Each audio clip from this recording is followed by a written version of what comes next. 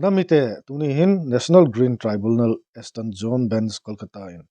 Tiger Road ahilo le Ring Road kisai na to zo se apet penin nga dingin thuso hin bolwin hichithu hi ga se hit ki hiti ve Tiger Road to kisai nga ding ki ti ji chu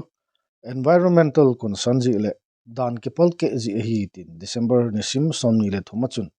National Green Tribunal Eastern Zone thuso chun sein hi thuso ki bol chu precautionary principle under Section 20 of the National Green Tribunal Act 2010 to kitua ki bola hin February ni simni 2026 a athu se hi to ka na to imacha chi tha hi lo na dinga asai kit win hi hechia lampi ki sem nga na ding thusu ki bol hi Coordination Committee on Manipur Integrity Kokomi spokesperson Horizon Athoba in August ni simsom nia petition abol dung zuya hungki bol hi in hi tun Horizon Athoba press musanga hichichung changa aholimna somkhat ga angai kitri hiti ve tang pulum dui horakanda kudaktagi makhalamdagi sigi lambi sida thabuk tangba yaroi masi tawdana bai damukta Manipur Chief Secretary da mari lenaba district taruki magistrate singda superintendent of police SP singda Tiger Road German Road haidana maming thonjallaga illegal road ama aikogi chingi saruk singda yamkraba umangi saruk mayam ama aikoi lengaki ayabe yaudana khoktok manba mongda khoktoga lambi namfuda lambi semjen kiba amadi hariba thodoga du da tongan ba mayamgi maikaidagi hariba lambi asi illegal ni masi lengang na kamaina ayaba pirino karigi toholino haibasi phanayam na miyam na lawkiba taragasu mari lenaba lengaki agency department amatana atik chaba thabam ta paikhalakna hariba dung loba secret illegal road illicit kogi road asi adum makha tana seman gi bagal loina na madude da makhal makha kaya gi aron ba lambi ma oira kanda drug puba nongmai puba illegal arms puba adagi de kogi masak khangdaba mi me ama lambi si do hondo honjin tawbagi tongan ba paw me ama leikraba matungda kokomi gi maikai degi koi masigi mathakta mari lenaba paidagi hena competent oiba India government gi adung loba agency natraga kogi court law court amada masi koi complain ama tobu chumi haba wakal du khanjabadagi wari bad logjabadagi August ki tang 9 da August ki tang 10 da koi ahanba petition asi file to hariba petition asi koi hearing mari rak chathagre ani suba hearing asi September ki tang mari da muktawi September ki tang mari da ahum suba hearing na October ki tang 13 ta tawi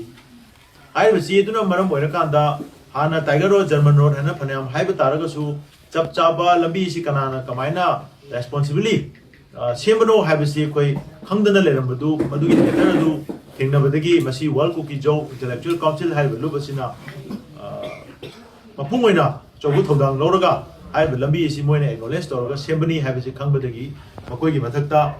masi gi posila kuni du haiba lambi si charamna kilometer chahunga nifu hundoi muki changda sangbagi mongda moina thamkibani maruina kogi PWD adagidi environment and climate change adagidi forest haiba department sing sida koi RTI gi kuthangda koi kokomi gi kogi legal cell gi maikai dagi koi RTI tharga information sik tawi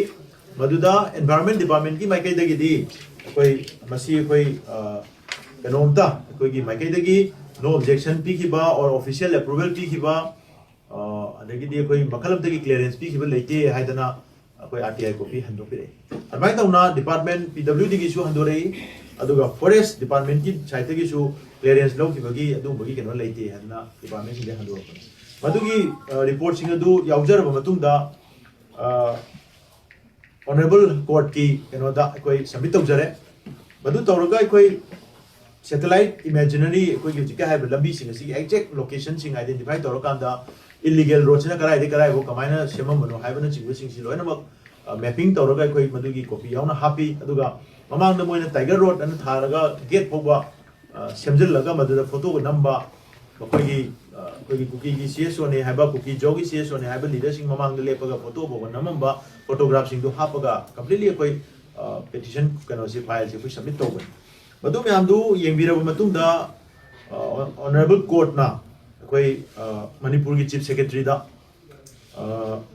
August ki tang kun asimakta da koi hairiba masigi issue lambi isi matang da preliminary report ama koi super kano dagi chief secretary dagi kau ki haja batare ikhalang na bakhangan ki adugi port adu makoina hafta mari matam piraga piba matam da September ki tang mari da mufam matam da chief secretary ki maike dagi chapchana madui pakum lakpagi mauta makoi council na numit amuk lauraga department kharagi maru na koi hairiba lambi sigi matang da koi ki kano district taruk Chennai hairiba district taruk asigi forest division taruk chenaba makoi dagi ayamba report khari loina lakpa haure adu paidi maru eba department singdagi koi report khara lakada budu wat pana maru moiraga amukasu numit khara ni ba pibiu haidana moina dubaina numit chim kon lawrokani adu hairiba madugi lawriba numit adu matungi na amuk hafta ani ma piraga koi gi kano da October gi tang kun ga tareta another hearing amung chathai hairiba hearing asida su amuk koi chap chaba moigi maike dagi pakum si pirakpa ngamdadana hafta mari magong piu haidana adumaina haibadagi madu chonda mankhre na koi gi lanet council na court ki mafum da judge da phajana koi hainar matung dadi judge na noi logo do matam se pirasi adu handaka kai gumba chibogi manung sida moina respond tawda tholaga di tab chaba koi decision ma long na ma khona ragani haidana hafta mari se pi khra kanda haukiba December gi tang kun ngam doi sida koi another hearing si chathabani anu haiba chathariba hearing si chathar matungda makoina amukasu maduda su koi mapung phana koi chap chaba moigi maike degi lambi si matang da pakumama competent authority singsi degi laktabana maram moira kanda council ong matam long na ba harak badagi di mathangi koi khana nabai da mutta February gi tang 2026 February tang ani sida khana ragani haidana koi honorable court na date pire tabudu moina madu piba matam sida hoji moina madu da hairi basi Section 20 of the National Green Tribunal Act 2010 gi matungina hairiba masigi case asigi matter se makhata na no further construction by anyone be allowed to be raised in execution of the ring road project till the next next date of hearing aduga chief secretary Government of Manipur is directed to issue appropriate instructions to all the district magistrates and superintendent of police of all the 6 districts to ensure that no such further construction is raised. Adana, hairiba lambi si makhata na semjan sajanba karibu makhalam tagi thabak chathabasi project tagi hairiba nahan tangkulum doi horakanda kudak tagi makhalam tagi sigi lambi si da thabak tangba yaroi masi tawdana bai damakta Manipur chief secretary da Mari Lainaba district taruki magistrate singda superintendent of police SP singda madugi chapchaba order ama nahan tangkulga humdoi sida koi order tabi bani haiba order sigi matungi na koi masidi order copy phangdana koi khutasu leijare aduga masigi lambi esi hojik sungaire masi apanungai gi lambi oina sijanade masi secret koi gi drug route maruena drug transit tawnana ba illicit koi gi armed trafficking tawnana ba aduga makal khudimaki aron ba thabak sing asigi transaction si tawbi anana ba semba lambi moina miyam na su lowi koina su masi lowi aduna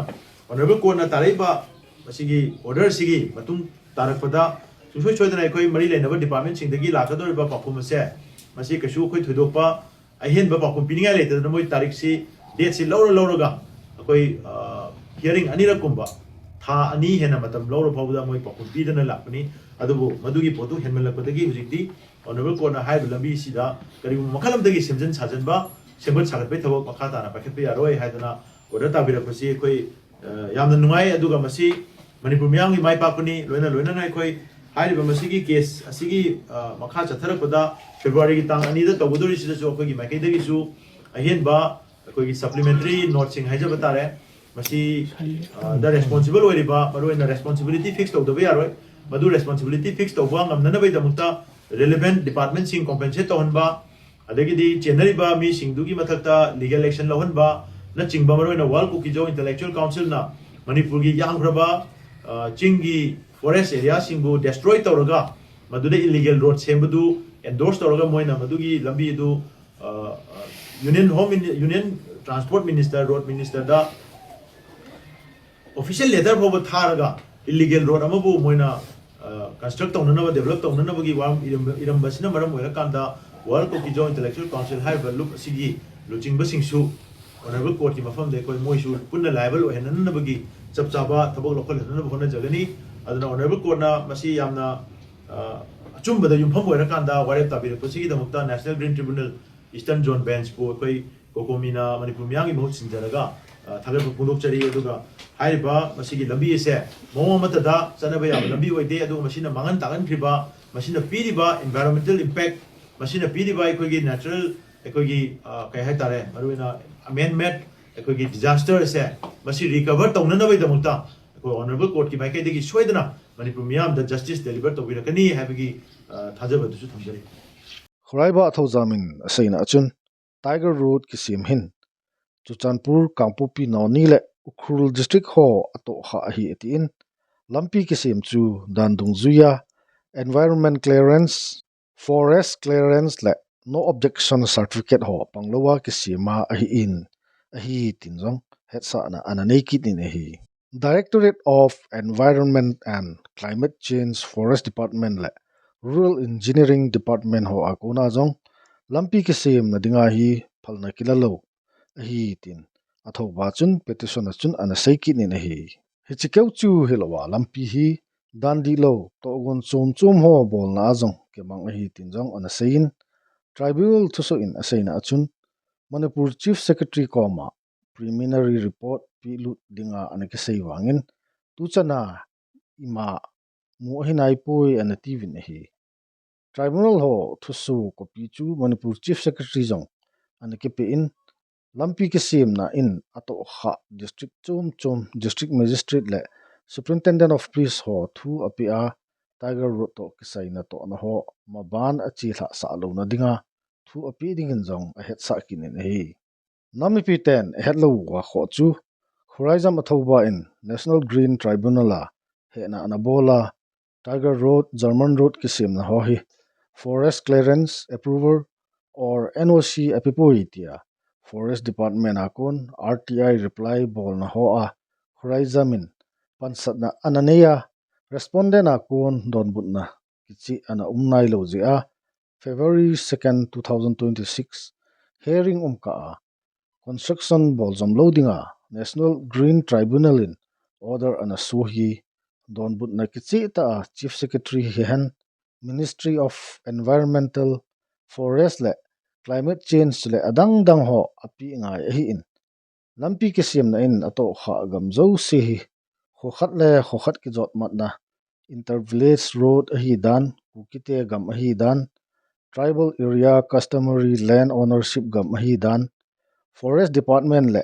government gam hi lo dan kichen ta a hil chen na bola